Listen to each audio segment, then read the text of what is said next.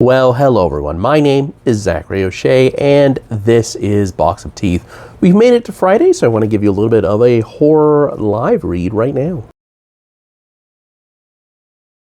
Alright, Psychopomps right here has been out for a week now, and I really appreciate the feedback that I've already gotten on it and the folks that have picked it up so far.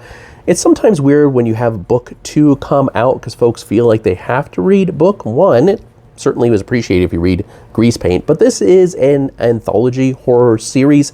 Each story is separate. They all take place in the same world, and occasionally main characters or side characters from another story will show up, but every story again is different, so you do not have to read them in order. But I just want to give you a little taste of Psychopomps again this week with Chapter 13, The Exit. The front door was remarkably clear of human debris. Dr. Crawford turned receiver 1, who was swaying side to side at the limits of his bindings, to face away so he could pull him through the door quickly. When he stopped, the man slumped like a discarded doll. The unholy trinity of crackling crown patients zeroed on his position. The cloud thickened around the receivers. The arcs of lightning within escalated with renewed lethality. Swiping his key card for the upteenth time in an hour, the shrink punched in his code. The red bulb above the door flashed. He shook the unmoving door. After a frantic check on the approaching doom, Dr. Crawford re-entered the code.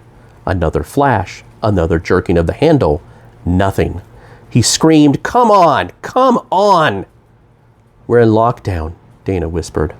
The crazy, sexy cat lady peeked over the edge of her desk, St. Elmo's fire reflecting along the rims of her owl-like spectacles. Her eyes were bloodshot and hair speckled with blood. She whimpered, "You can't leave. None of us can leave, Sam." Dr. Crawford firmly pointed behind him. Dana rose a bit more, ensconced behind safety glass and steel. Dr. Crawford had never truly appreciated just how many protective layers the asylum had before. It made sense, especially given the current situation, but he knew they'd not be enough. Not that anyone would have expected this level of a meltdown. Her hand clutched her heart and she sank out of view with a shriek. The shrink picked up her broken prayers. He pounded on the window with the flat of his fist. "Let me out! For God's sakes, Dana, they're going to kill me!" No response. "Dana, we don't give in to whatever is going on. You can get out too. We can get out together," he pleaded. The bulb flicked from red to yellow. "I'm stuck here, Sam," Dana murmured before sinking back down under her desk. "Come back for me." "Break the outside window. I need you," he pleaded. Not out of some affection for his conquest. It'd be easier to handle Receiver 1 with an extra pair of hands. Receiver 4 barreled out of the blue smoke. His flesh down to the lower jaw burned away. Long tatters of singed skin flapped as he howled. Dr. Crawford pounded his code into the keypad. Red to green. Receiver 2 surged from the fog bank, her nimbus lashing about like the luxurious mane she sported before Dr. Crawford shaved her head to tinker inside her skull. The fat of her face sizzled, muscles bunched up in a banshee's wail. The shrink yanked the door open, stepped backward through it, and pulled Receiver 1 over the threshold. Once on the concrete patio, Dr. Crawford spun the catatonic around and kicked the door. By then, Receiver 4 wrapped an emaciated limb around the edge. Fog poured through the slim aperture, forming ghostly hands that reached for him. "Get off on your suffering, Doctor. Make you itch," he howled. Dr. Crawford screamed and kept kicking. Even in his empowered state, Receiver 4 still suffered from months of institutionalized malnutrition.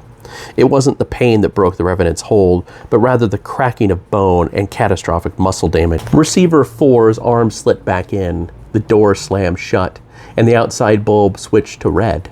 The mist that did escape rapidly evaporated. The fresh air shocked Dr. Crawford's system. He coughed several times before growing accustomed to the lack of burning. He only noticed the prickling that had been all along his skin while inside the building, now that it was gone. Dr. Crawford looked to the closed door and then the blood-splattered windows of the institution.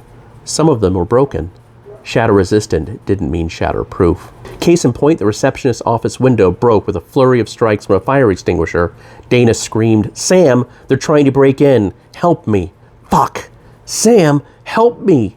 Dana cried. "Stay there," Dr. Crawford ordered Receiver 1, moving to the window. "Push the fire extinguisher through. It'll go faster if I smash from this side." "Okay." Dana did just that after wiggling it so the hose would pass through. "Hurry, good God. Hurry, I can't. They shouldn't be able to break. Dr. Crawford bashed away at the window, listening to the sounds of fists slamming into the receptionist's window. It was a race against time where he suffered quite the handicap. While he enjoyed a strong will and mind, Dr. Crawford was still a scientist. On the other hand, the insanity-boosted bodies were boosted by malignant resonance. Dana shrieked. The receptionist's window gave way.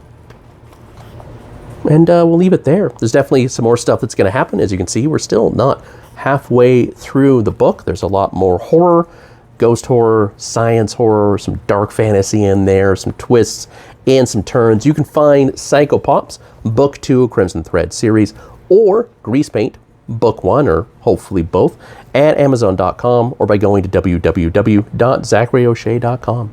I hope you have a great weekend coming up. Thank you for your time and your attention.